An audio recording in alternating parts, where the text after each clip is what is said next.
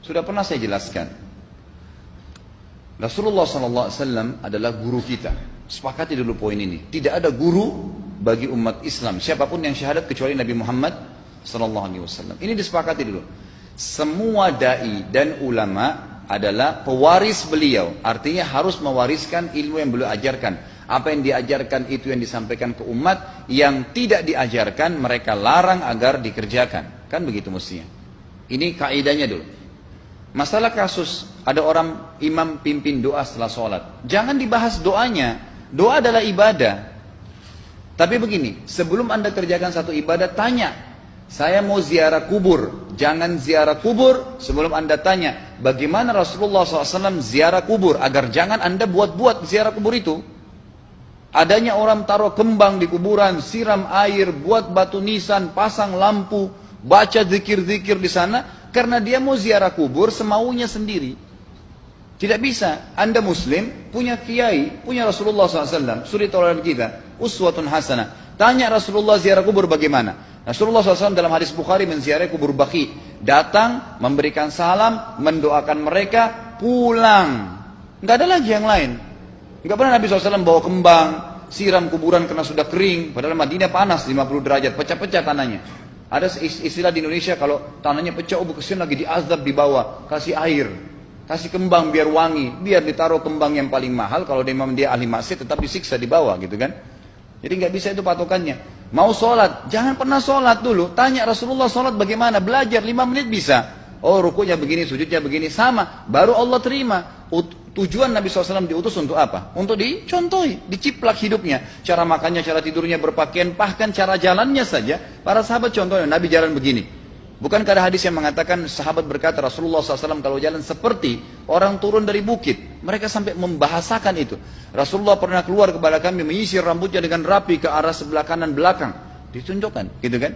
Rasulullah SAW menyukai ini. Rasulullah SAW memakan dengan cara begini. Diajarkan kepada kita semua agar kita contohin. Yang jadi masalah bagi kita ini, kita selalu mau buat apa-apa yang tidak diperintahkan oleh Nabi SAW. Selalu alasannya baik. Sekarang kasus berdoa setelah sholat. Doa adalah ibadah, nggak ada masalah doa.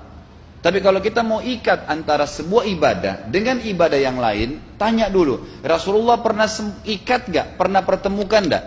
Ziarah kubur dengan baca Quran. Ziarah kubur ibadah, baca Quran ibadah. Pernah nggak Nabi baca Quran di kuburan? Itu tanya. Nggak ada riwayat Nabi SAW pernah baca Al-Fatihah untuk orang mati atau baca di ayat Al-Quran. Datangkan dalilnya coba. Nggak ada satu hadis pun menjelaskan masalah itu. Lalu kenapa anda buat? Oh karena saya mau buat ibadah. Baik ibadah yang Nabi ajarin. Salam doain. Selesai. Jangan lebih daripada itu. Masa anda lebih pintar dari Nabi Muhammad SAW?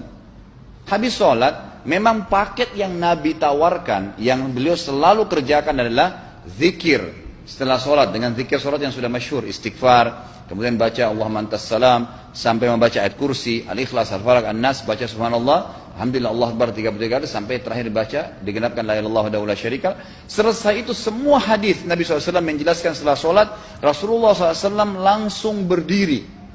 Memang beliau tidak pernah berdoa habis sholat waktu itu. Memang begitu. Bukan doanya yang jadi masalah, bukan. Karena Rasulullah tidak kerjakan, jadi kita tidak kerjakan. Saya tekankan dalam pengajian saya, kalau anda punya hajat berdoa, berdoalah setelah sholat ba'diyah. Insya Allah aman. Karena sudah lepas dari paket yang Nabi tentukan. Selama Rasulullah SAW sudah mencontohkan dan memerintahkan sebuah perbuatan, ditentukan tempatnya, jumlahnya, waktunya, jangan pernah dilanggar. Habis sholat bacalah subhanallah 33, alhamdulillah 33, Allah akbar 33. Jangan anda bilang saya bisa baca 100. Loh Rasulullah suruh 33 kok. Ditentukan, jangan lebih pintar. Nanti setelah sholat, jangan ikutkan dengan paket rangkaian sholat ini. Di luar waktu sholat anda membaca 100, silahkan. Karena nggak ada penekanan di situ. Kalau ada penekanan waktu, tempat, dan jumlah, jangan dibantah.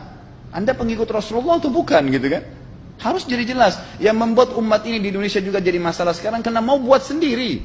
Semaunya sendiri. Kenapa akhi, kenapa Pak Kiai, kenapa Habib, kenapa Ustadz, kenapa buat ini? Bukankah Rasulullah tidak mencontohkan? Oh nggak apa-apa, ini kan baik. Loh, kalau semua orang berkata seperti anda, apa yang tertinggal dari agama kita? Kira-kira apa lagi yang tertinggal? Nggak ada kemurnian agama, karena semua orang mau buat semaunya. Gitu kan? Semaunya sendiri. Pindah rumah, baca berzanji. Apa itu berarti sejarah Nabi? Kenapa baca berzanji saudaraku? Rasulullah waktu pindah rumah pernah baca-baca gitu nggak? Nggak pernah. Kenapa dibuat? Anda muslim bukan? Muslim, ya saya harus ikuti. Kalau tidak akan terus ini mengakar nih. Anda buat satu bid'ah sekarang, bid'ah itu lawannya sunnah. Anak Anda akan buat 10 bid'ah, cucunya akan buat 100 bid'ah, akan banyak bid'ah merakar di masyarakat, dan agama akan ditinggalkan. Kemurnian sunnah akan hilang, gitu kan? Dan ini bahaya. Ingat, Nabi SAW mengatakan kepada kita dengan hadis yang sangat jelas. Hadis sahih riwayat Imam Ahmad bunyinya begini. Semoga Allah merahmati umatku yang menukil dariku seperti apa yang aku ajarkan atau sebutkan. Sampai ulama hadis mengatakan Nabi ucapin habis sholat astagfirullah, maka sahabat tidak ada berani yang menambah azim. Nggak ada sahabat yang bilang astagfirullah azim habis sholat, nggak ada. Astagfirullah saja karena Nabi ucapin itu. Mereka mengakui tidak lebih pintar daripada Nabi SAW. Kenapa kita harus tambah? Astagfirullahaladzim, wali walidayya, wali muslimin, panjang. Dari mana ini semua? Ditambah-tambah, diembel-embelin, kenapa? Akhirnya keluar dari ajaran Nabi Muhammad SAW. Ini masalah gitu kan? Kenapa harus dilakukan? Peringatan maulid Nabi sudah sering saya ingatkan. Anda tanya semua yang buat maulid, kapan maulid itu sejarahnya ada? Semua buku sejarah menjelaskan tahun 230 Hijriah. Nabi meninggal tahun berapa? 11 Hijriah. Gitu kan? 11 Hijriah. Lalu kenapa harus ada dilakukan? Dan dari mana sejarahnya? Yang membuat pertama adalah orang-orang Syiah. Sejarahnya jelas dari Fatimiyah. Semua buku sejarah sepakat mengatakan bahwasanya maulid munculnya di zaman Fatimiyah. Dinasti Fatimiyah, orang-orang Syiah di Mesir, gitu kan? Dan mereka punya 6 macam maulid yang sampai hari ini masih dikerjakan di Iran. Ada maulid Nabi SAW, Hasan, Husain, Ali, Fatimah, dan raja mereka. Sampai hari ini masih ada. Kenapa orang-orang waktu baca maulid, baca salawat sambil berdiri pegang tangannya taruh di dada? Karena keyakinan orang Syiah, ruhnya Nabi SAW sedang lewat. Anda tahu nggak itu? Banyak orang kita buat tidak tahu. Yang penting bahasa Arab ikut saja, gitu kan? Tidak bisa. Nabi SAW tidak pernah rayakan. Pernah ada yang bilang sama saya, Ustaz, kan Nabi SAW pernah bilang, waktu ditanya tentang puasa Senin, beliau mengatakan hari itulah aku dilahirkan. Terus kenapa? Berarti boleh merayakan ulang tahun hari Senin, gitu kan? Tidak. Nabi SAW cuma menginformasikan bahwasanya beliau lahir di hari Senin. Dan beliau tidak pernah ngumpulin sahabat untuk baca bersama-sama, merayakan hari raya. Beliau tidak pernah. Kalau itu benar, Nabi nggak bakal tinggalkan kok. Ibnu Katsir rahimahullah, garis bawahi poin ini. Ibnu Katsir rahimahullah, dalam tafsir beliau, tafsir Quran Azim. Dan subhanallah Ibnu Katsir ini, kata ulama, hampir semua kalangan golongan itu banyak memakai banyak memakai buku beliau. Walaupun berbeda dari sisi pemahaman yang lain, tapi tafsirnya kebanyakan kembali ke tafsir beliau. Beliau mengatakan tafsir surah Al-Maidah ayat 3 yang bunyinya a'udzubillahi minasyaitonir rajim, al-yawma akmaltu lakum dinakum. Hari ini saya sempurnakan agama kalian, kata Allah. Ya. Wa atmamtu alaikum nikmati. Saya sempurnakan nikmatku pada kalian. Artinya tidak butuh yang lain. Wa raditu lakumul Islam madina. Saya ridha Islam sebagai agama kalian. Kata beliau, ayat ini turun menandakan dan memastikan bahwasanya Nabi Muhammad SAW tidak meninggal dunia kecuali sudah mengajarkan semuanya. Yang hitam, yang putih, yang gelap, yang terang, yang susah, yang muda, ya, semua dijelaskan. Siapa, kata beliau, yang menganggap masih ada sesuatu yang harus ditambahkan setelah Nabi SAW meninggal dan turun ayat ini, maka dia adalah ahli bid'ah. Dia orang yang membuat-buat agama. Nabi sudah ajarkan semua, selesai. Jangan ditambah, jangan dikurangin. Kita tidak lebih pintar dari Nabi SAW. Nabi nggak pernah rayakan hari lahirnya, jangan dirayain, selesai. Emang kenapa kalau kita nggak rayain? Kenapa? Tangan kita terputus? Enggak. Masih banyak ibadah yang disunnahkan gitu. Sama dengan kasus Isra dan Mi'raj. Kejadian besar dalam Islam. Tapi Anda boleh kembali kepada semua buku sirah. Saya tantang semua buku sirah Anda kembali. Insya Allah yang berpegang pada Al-Quran dan Sunnah, memang ada dasar wahyunya, maka semua akan menjelaskan. Nabi SAW setelah pulang dari Isra dan Mi'raj tidak pernah mengumpulkan sahabat-sahabat untuk merayakannya setiap tahun. Tidak pernah. Boleh dipelajari iya, setiap hari. Tapi ditentukan tanggalnya lalu dibuat acara. Tidak pernah Nabi SAW buat itu. Lalu kenapa Anda buat? Kalau Anda mau tetap buat, ya silahkan. Itu hak terserah Anda. Tapi saya ngajak kepada Anda kembali kepada kemurnian ajaran Nabi SAW. Kita tidak akan pernah kembali. Kata Syekh Utsaimin rahimahullah, umat Islam ini akan kembali kepada kejayaan mereka kalau mereka betul-betul kembali kepada ajaran Rasul mereka Muhammad SAW. Murnikan ajaran Nabi yang jalankan seperti yang beliau ajarkan, selesai, akan aman. Pasti akan kembali kejayaannya. Kita nggak bisa saling menghardik, saling menyalahkan yayasan ini, organisasi ini, kelompok ini, karena masing-masing mau beristidlal sendiri, mau menjalankan sendiri hukum-hukum agama ini, bukan mengikuti sunnah Nabi SAW. Jemaah haji kita, jemaah umrah, datang ke Mekah, tur dalam kota Mekah, naik ke gunung untuk lihat Gua Hira. Kenapa naik ke Gua Hira? Oh, Rasulullah pernah di sini. Baik, saya jelaskan. Nabi Muhammad SAW ke Gua Hira sebelum turunnya wahyu. Dan beliau terakhir sekali di Gua Hira pada saat menerima Iqra bismi rabbikal ladzi khalaq. Itu saja. Setelah kejadian itu, beliau turun dari Gua Hira. Dari waktu itu sampai meninggal, Nabi SAW tidak pernah ke Gua Hira lagi dan tidak pernah suruh sahabatnya ke Gua Hira. Kenapa anda ke Gua Hira? Sampai naik 3 jam ada yang jatuh mati. Karena jahil, tidak tahu pemahaman agamanya. Nggak bisa begitu. Cukup dikenang iya. Kecuali Nabi SAW suruh, datangilah Gua Hira. Ya silahkan. Gitu kan? Kalau enggak, kan begitu.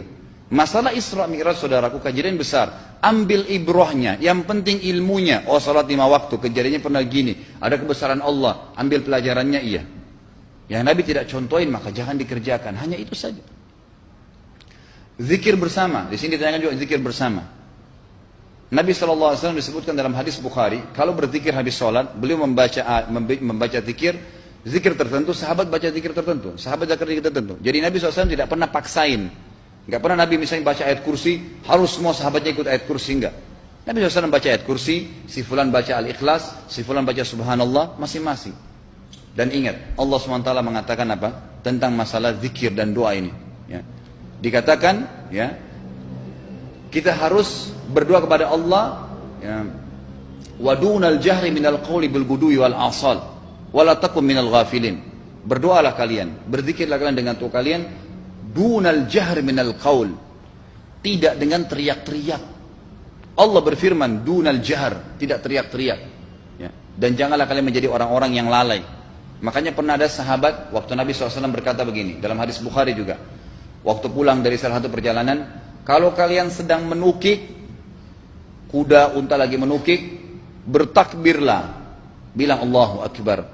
Kalau kalian sedang menuruni sebuah lembah, bertasbihlah, bilang subhanallah. Ada satu sahabat badui, orang dari padang pasir, semangat dia jalankan sunnah Nabi. Waktu kudanya lagi naik, Allahu Akbar, dengan suara keras dia teriak. Jalankan sunnah kan? Tapi teriak ya. Apa yang terjadi? Nabi SAW panggil, ditepuk pundaknya, Nabi mengatakan, pelankan suaramu. Zat yang sedang kau panggil tidak tuli. Allahu Akbar. Cukup. Ada apa? Kecuali di medan perang lain nakutin musuh. Gitu kan? Untuk apa takutin kuda sendiri? Nggak perlu, gitu kan? Jadi mengikuti sunnah Nabi dengan ilmu yang benar itu akan membawakan ketenangan hidup. Yang buat kacau kita ini jadi kacau karena mau membumbu-bumbui macam-macam ditambah-tambah.